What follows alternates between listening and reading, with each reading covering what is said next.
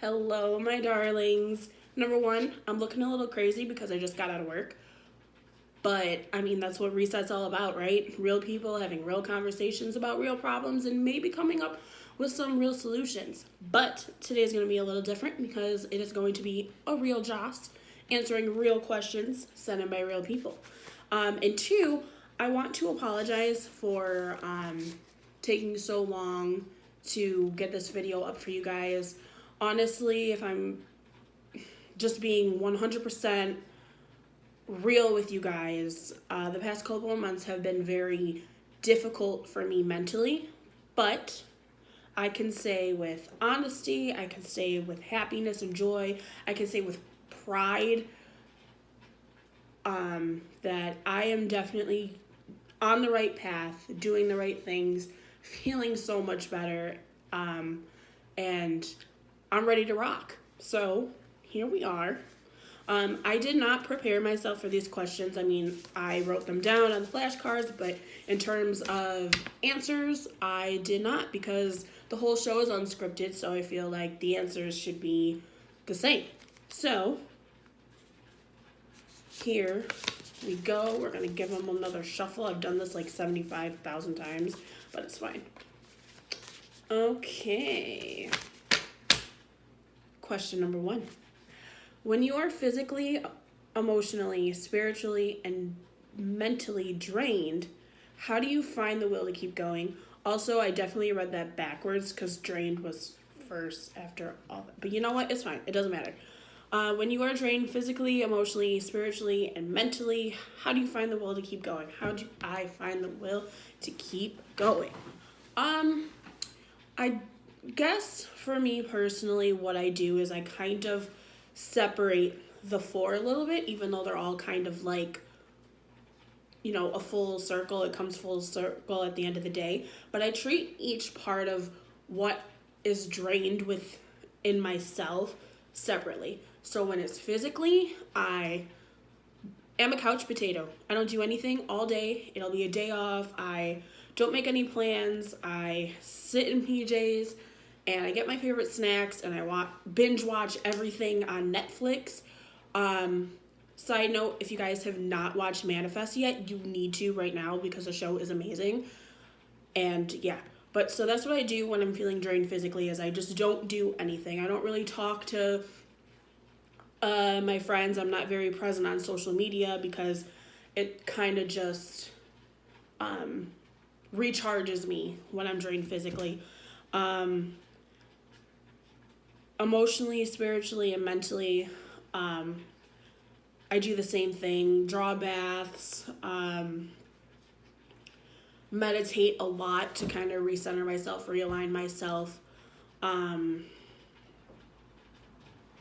Really look inward and ask myself, what do I need?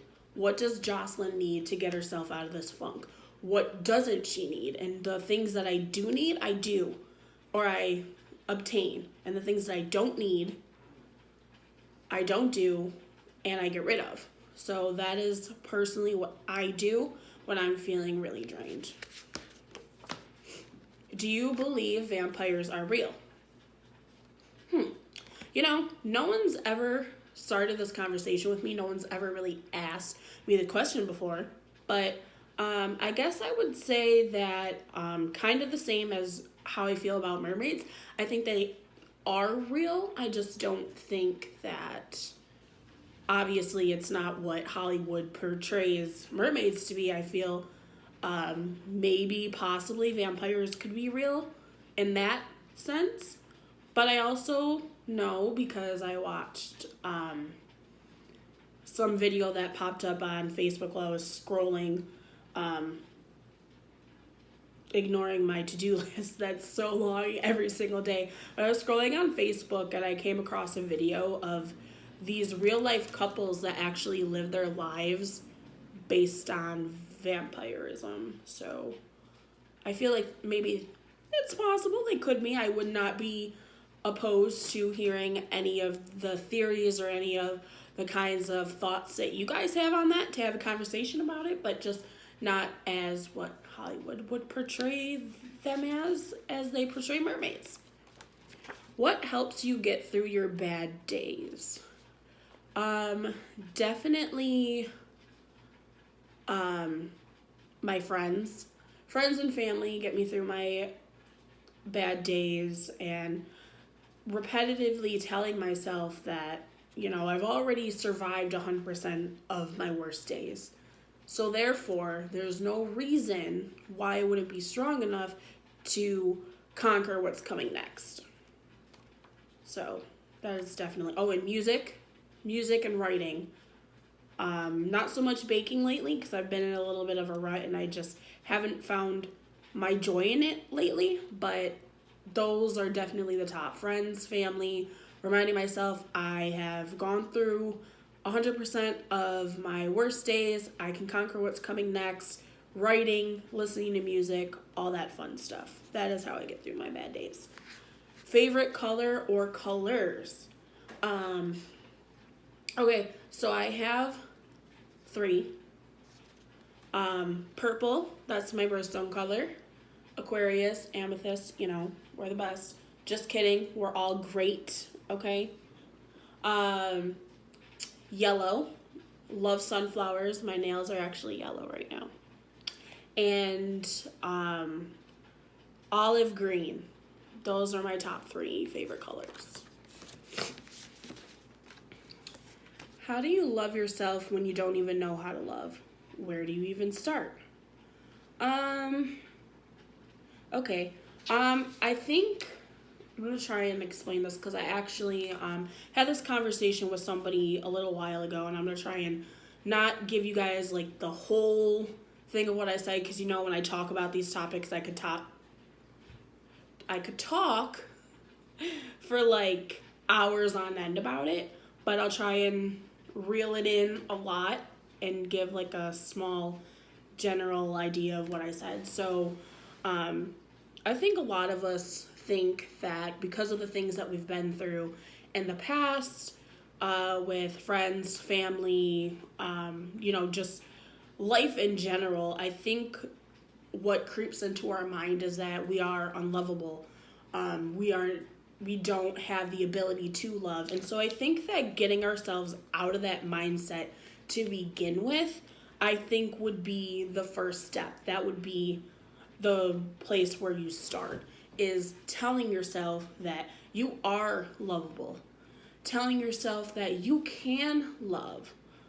Telling yourself that you do know how to love. Because we show people that we love them in so many different ways other than just saying I love you. We show them by remembering little details about them, asking them how they are, how their day was, telling them to text us when they get home safe, asking if they ate, little things like that.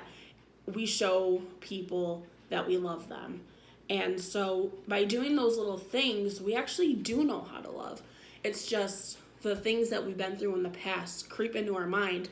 And so we tell ourselves these things. But if we tell ourselves the opposite, just imagine in our lives if we, instead of telling ourselves that we don't know how to love, we're unlovable, we can't love, imagine if we told ourselves the opposite, how much we would flourish in our platonic, familial, and romantic relationships. So I guess what I'm trying to say is where you start is your mindset. Growing up in my household, we never really expressed our love to each other. We just knew it was there. So how can I show love not only to myself, but to others if I don't know what it looks like? This definitely goes hand in hand with the question before, and I love that, so I can just elaborate on it again and get into it a little bit more. But I definitely think that, again, it comes back down to our mindset. We have to stop telling ourselves that we don't know what love looks like. We don't know what it is. We don't know how to love. We're unlovable. If we get that out of our minds, that's the first place that we start to grow, to heal. And I really think that, it doesn't always have to be said. people can feel and people know that